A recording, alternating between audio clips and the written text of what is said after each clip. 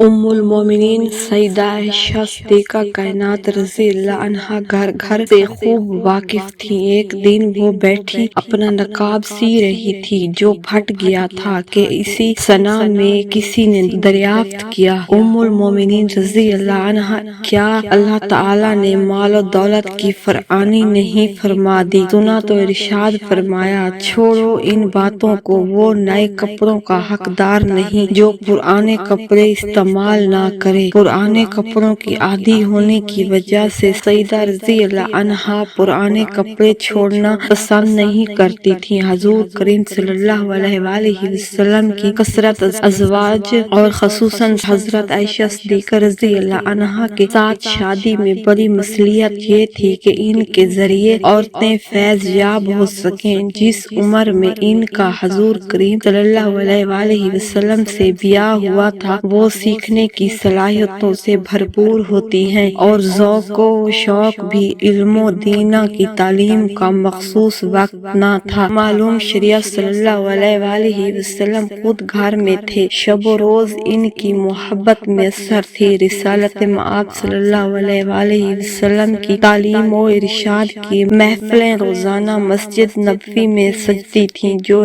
حجرہ سیدہ عائشہ صدیقہ رضی اللہ عنہا سے بالکل محلق تھیں۔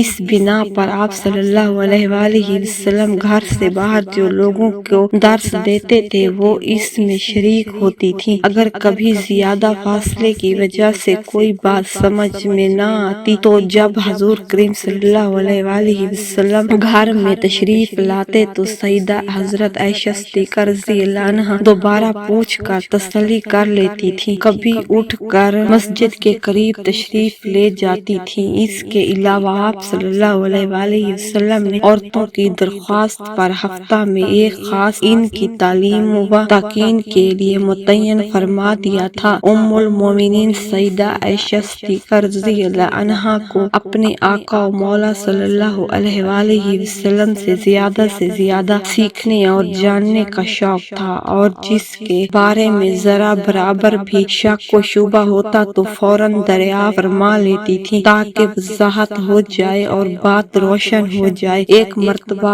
رسول اللہ صلی اللہ علیہ وآلہ وسلم نے ارشاد فرمایا، جس کا حساب کیا گیا وہ عذاب میں پڑا۔ سیدہ عائشہ صدیقہ رضی اللہ عنہا نے عرض کیا، یا حبیب اللہ صلی اللہ علیہ وآلہ وسلم، اللہ تعالیٰ تو فرماتا ہے ان قریب حساب کیا جائے گا، جب حساب آسان ہوگا تو پھر عذاب کیسے ہوگا؟ آپ صلی اللہ علیہ وآلہ وسلم نے ارشاد فرمایا، یہ پیشی ہے، حساب نہیں۔ ایک مرتبہ رسول عربی صلی اللہ علیہ وآلہ وسلم نے ارشاد فرمایا، ایک مرتبہ سیدہ عائشہ صدیقہ رضی اللہ عنہا نے عرض کیا، یا حبیب اللہ صلی اللہ علیہ وآلہ وسلم، نکاح میں عورت کی رضامندی لازمی ہے، لیکن کنواری لڑکیاں شرم سے اظہار نہیں کرتی۔ ارشاد فرمایا، اس کی خاموشی ہی ان کی اجازت ہے۔